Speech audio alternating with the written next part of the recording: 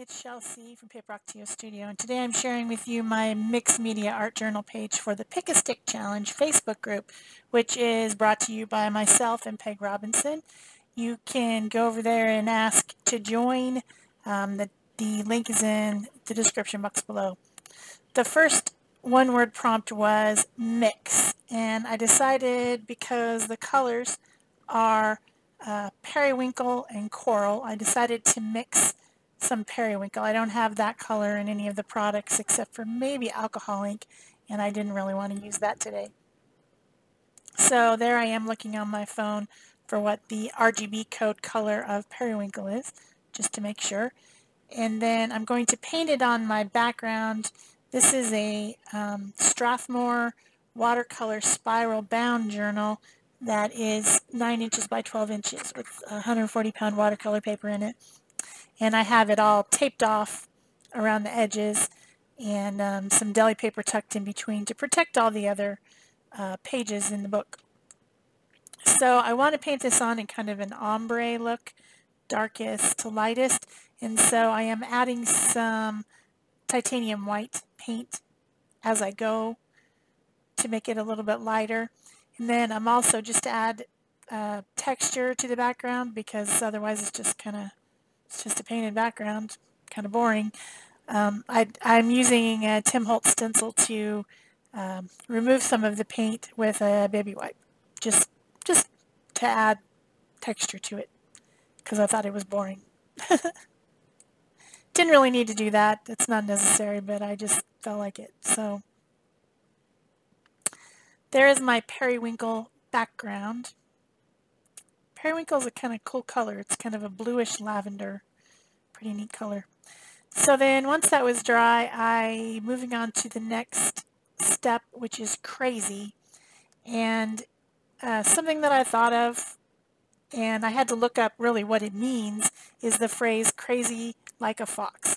And what it means is that you might seem foolish, you might seem like you're acting weird, but actually it's all a big plan to get to where you want. So you're like being sneaky, kind of.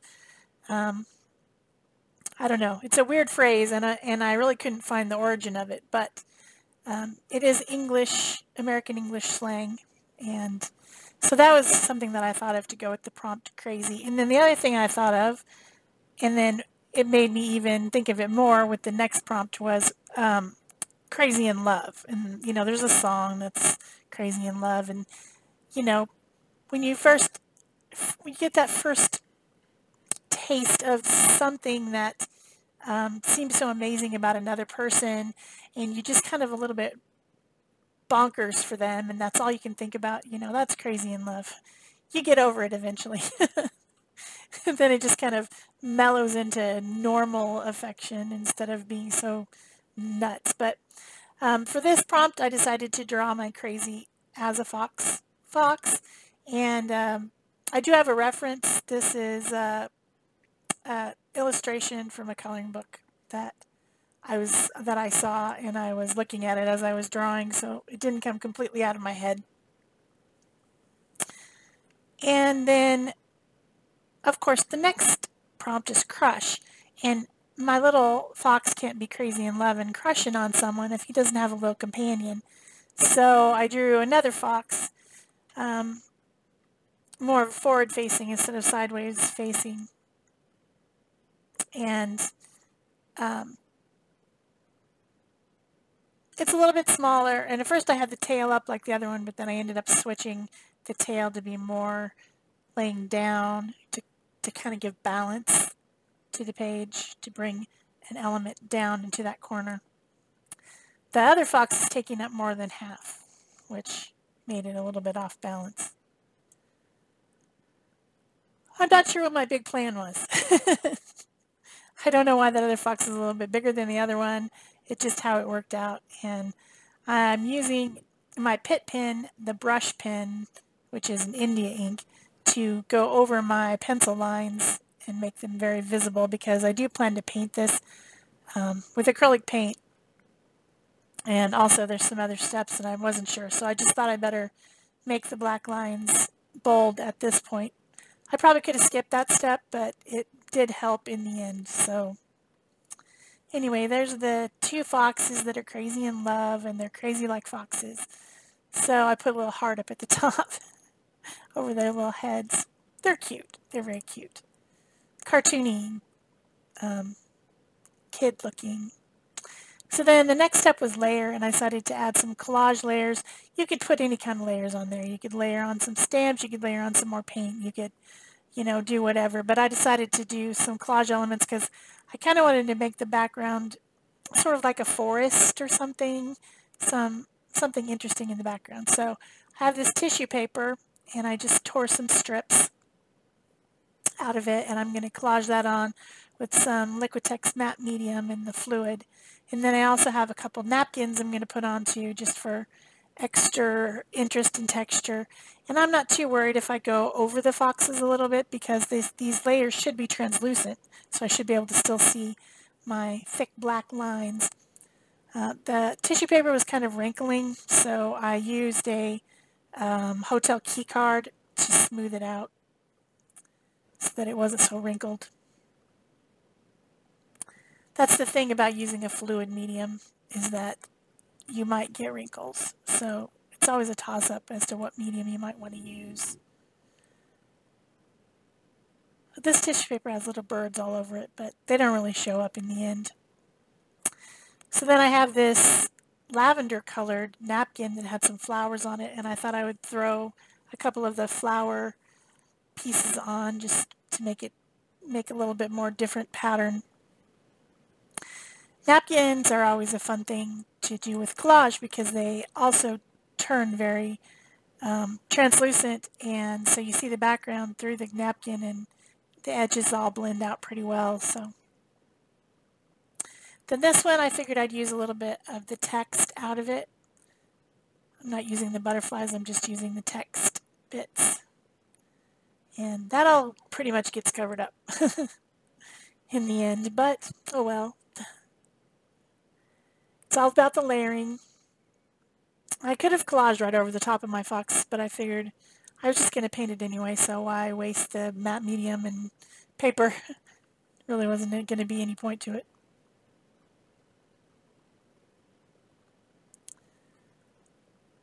And this might seem like it's going in a strange order. You do your background first and then you do your focal points. But in the Pick-a-Stick challenge, the prompts are drawn randomly. And so you don't get to pick what order things are in, and that adds to the challenge.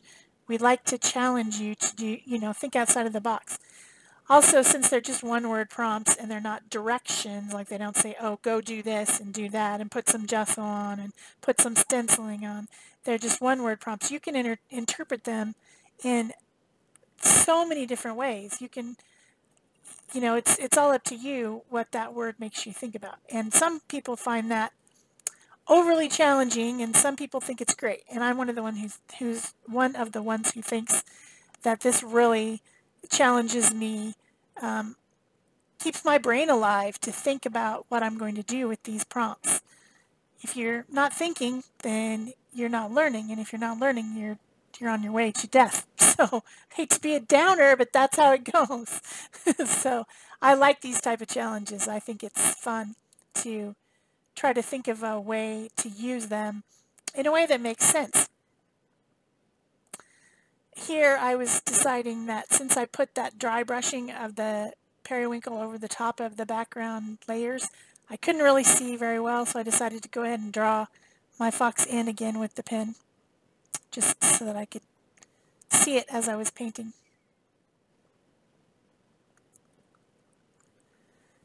So anyway, what was I saying? I don't remember. Anyway, this is acrylic paint, and I've got titanium white. I've got blushing from who is it? Dina. There we go. Dina Wakely. I got some Dina Wakely paints and scribble sticks in the mail that I haven't really used yet. Thanks to my donations from my PayPal donation tip jar down underneath the video, I've received enough donations to buy a few supplies. So I bought some Dina Wakely paints and some scribble sticks. Remember I said I was going to try scribble sticks on the gel plate. I will get to that one of these days. And so thanks for that. Thanks for my people who want to support me and support my channel by donating using the tip jar button below. Donation button, whatever it is. It's a PayPal button, and you click on it and then you can donate. So now I've got a few other colors. I've got some Cad Red Light. I've got some, what is that, raw sienna? I think it's, yeah, raw sienna. And then that red one, I can't remember what it is. But anyway, I'm mixing on the palette, and the blushing color is, I picked it because it looks like coral to me, which is the other color in the challenge of this month. And so I'm adding coral highlights as well as titanium white highlights as I'm painting my little foxy foxes. And my idea is to make this one a little bit darker and then the other one a little bit lighter and more orange, because they do come in varied colors.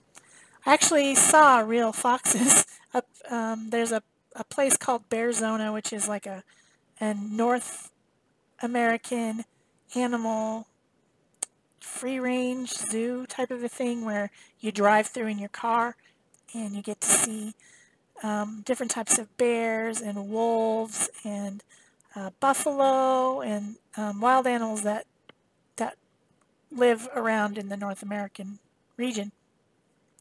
And they also have a walkthrough section, and the walkthrough section has a couple little foxes, and they are so cute. They are the cutest thing ever. They're my favorite. I have to go visit them. Sometimes they're sleeping, and then you just kind of have to stand around and wait till they decide to get up and go bebopping around looking cute and yawning. Oh, they're so cute when they yawn. I should insert a picture right here. I'll try to remember.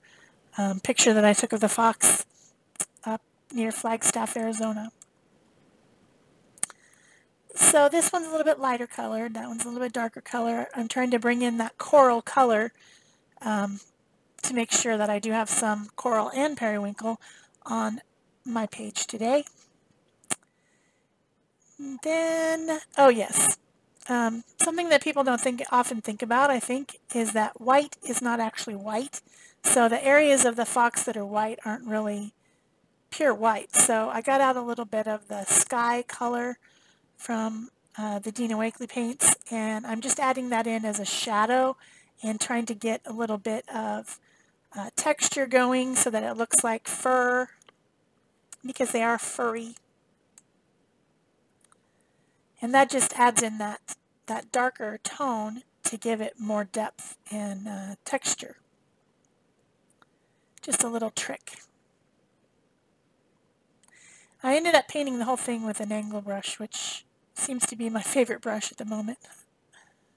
I really like angled brushes because you can use the tip and you can use the flat part. It's kind of like a combination. It's pretty cool.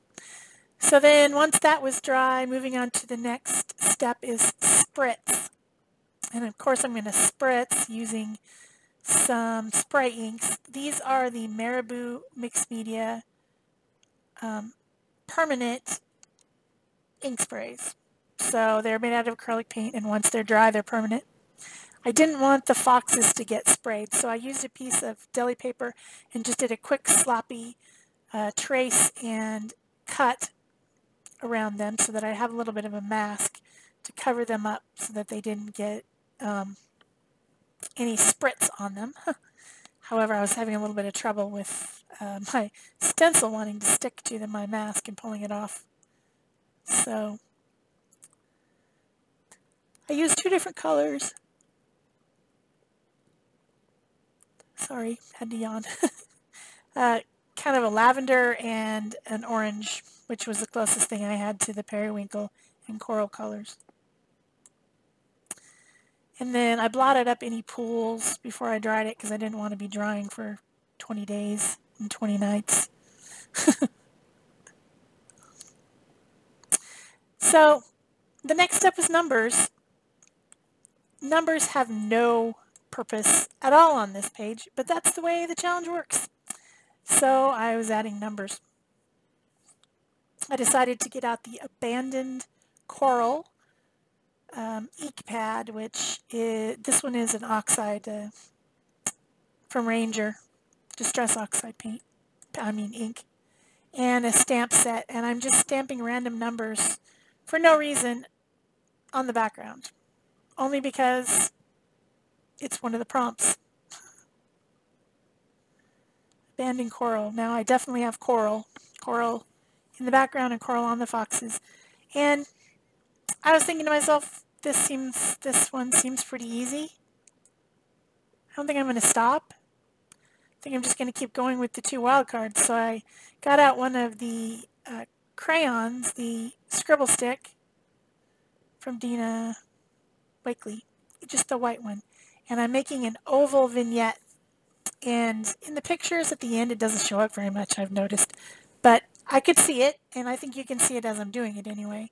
So I'm just blending the white scribble stick in an oval behind the 2 foxes to kind of highlight them, and a little bit of a light area right there. It happens to be called a vignette. I don't know why.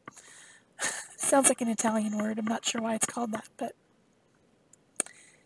my oval is not as oval as I thought now that I look at it, but it's ovalish. And so then I'm going to use the other wild card, which is crackled, and I'm getting out some white crackle paint, medium stuff. But before I do that, I decided I better draw back in my black lines, because now I have like half black lines and half not black lines.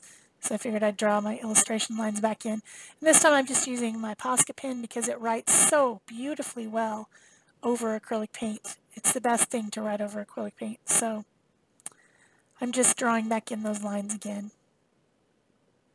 And the reason I decided I better do it at that point is because if I'm going to put that crackle stuff down at the bottom where I plan to put it, I'm going to stick my arm right in it as I'm trying to draw my lines in. So I was actually smart enough to realize that I should do those details first before I put the crackle stuff at the bottom. So I'm just applying it using a plastic palette knife, just scratching it on there in a thin layer, and at the end there'll be close-up pictures and you'll see the area that really looks crackled, because I took a closer picture of it so that you could see it. It's working pretty well. It didn't end up being not like pure white because that Distress Oxide kind of blended into it where I had stamped down there. So I'm taking off my tape, and it's weird when you collage over, then you end up having a little bit of trouble taking your masking off, but it gets there eventually.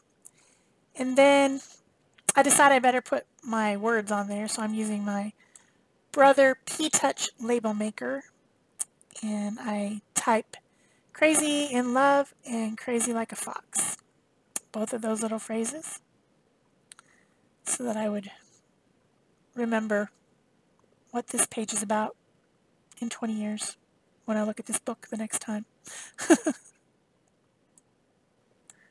Maybe 10, I don't know. So then just to finish up, I got my white Posca pen. You know, I like to add those little scribbly highlights with my white Posca pen when I do acrylic painting a lot of times. So I'm just doing that, and also a little bit of touch up where my black line went kind of weird there. And a little highlight on their cute little noses and stuff. And then I think the next thing I do is to draw a border around the whole page using that black Posca pen. And that's probably about it. So I will tell you guys now, if you like this video, please remember to give it a thumbs up. Leave me a comment so I know that you were here, or ask a question. These things really help my channel by helping other people find me. Also, if you haven't subscribed already, please do, and turn on your notification bell so you don't miss any videos. And you can pin this page on your Pinterest board or share it on Facebook. All those things are are really, really helpful. My channel is growing well, and I hope it continues to do so. So that's it for me. Thanks. Bye-bye.